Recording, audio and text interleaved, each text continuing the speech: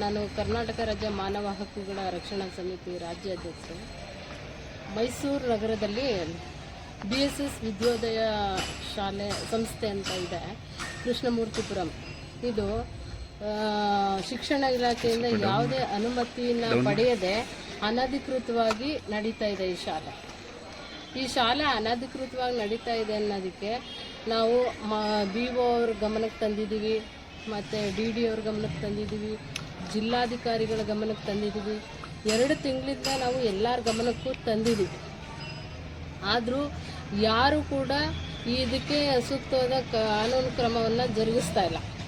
ಅದಕ್ಕಾಗಿ ಕರ್ನಾಟಕ ರಾಜ್ಯ ಮಾನವ ಹಕ್ಕುಗಳ ರಕ್ಷಣಾ ಸಮಿತಿ ವತಿಯಿಂದ ದಿನಾಂಕ 14/8/2024 ಬುಧವಾರದಂದು BSS ವಿದ್ಯೋದಯ ಶಾಲೆ ಮುಂಭಾಗ ನಮ್ಮ ಸಂಸ್ಥೆ ವತಿಯಿಂದ ನಾವು ಉಗ್ರ ಪ್ರತಿಭಟನೆಯನ್ನು ಹಮ್ಮಿಕೊಂಡಿದ್ವಿ.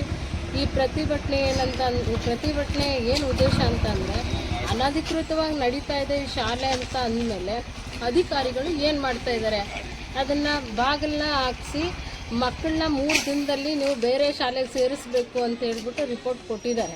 ಆದರೂ ಕೂಡ ಸಂಸ್ಥೆಯವರು ಇದನ್ನು ಲೆಕ್ಕಕ್ಕೆ ತಗೊಳ್ದೇನೆ ಅವ್ರಿಗೆ ಇಷ್ಟ ಬಂದಂಗೆ ಸ್ಕೂಲ್ನ ನಡೆಸ್ತಾ ಇದ್ದಾರೆ.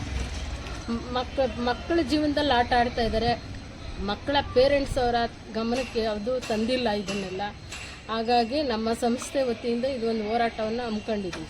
ಈಗ BO ಆಫೀಸ್ಗೆ ಈ ಶಾಲೆ ಅನುಮತಿ ಪಡೆದಿದೆಯಾ ಇಲ್ವಾ ಅಂತ ನಮಗೆ ಮಾಹಿತಿ ಕೊಡಿ ಅಂತ ನಾವು ಲೆಟರ್ ಹಾಕಿದಾಗ ಅವರು ಈ ಶಾಲೆ ಅನಧಿಕೃತವಾಗಿ ನಡೀತಾ ಇದೆ ಅಂತೇಳಿ ನಮಗೆ ಕೊಟ್ಟಿದ್ದಾರೆ ಸರ್. BO ಹತ್ರ BO ಅವ್ರ ಗಮನಕ್ಕೆ ತಂದಿದ್ದೀವಿ, 10 ಬಾರಿ ಅವ್ರ ಗಮನಕ್ಕೆ ತಂದಿದ್ದೀವಿ, DD ಅವ್ರ ಗಮನಕ್ಕೆ ತಂದಿದ್ದೀವಿ, ಮಾನ್ಯ ಜಿಲ್ಲಾಧಿಕಾರಿಗಳಿಗೂ ಕೂಡ ನಾವು ಲೆಟರ್ನ ಕೊಟ್ಟು ಗಮನಕ್ಕೆ ತಂದಿದ್ದೀವಿ ಸರ್. ಆದರೂ ಅವ್ರು ಯಾರು ಏನೂ ಕ್ರಮನ ತಗೋತಾ ಇಲ್ಲ. ನಮ್ಮ ಜಿಲ್ಲೆಯಲ್ಲಿ ಶಾಲೆಗಳಿಗೂ ನಾವು ಯಾಕಂದರೆ ಶಿಕ್ಷಣ ಕೊಡಬೇಕಾದಂಥ ಸಂಸ್ಥೆನೇ ಅನಧಿಕೃತವಾಗಿದೆ ಅಂತ ಅಂದಮೇಲೆ ಅಲ್ಲಿ ಮಕ್ಕಳಿಗೆ ಯಾವ ರೀತಿ ಯಾವ ಗುಣಮಟ್ಟದ ಶಿಕ್ಷಣವನ್ನು ನೀಡ್ತಾರೆ ಅನ್ನೋದು ಒಂದು ಪ್ರಶ್ನಾರ್ಥಕವಾಗಿದೆ. ಯಾವತ್ತು ಮೇಡಮ್ ಯಾರೆಲ್ಲ ಸೇರ್ತಾರೆ ಪ್ರೊಟೆಸ್ಟಲ್ಲಿ? ವತಿಯಿಂದ ನಾವು ಮಾಡ್ತೀವಿ ಸರ್.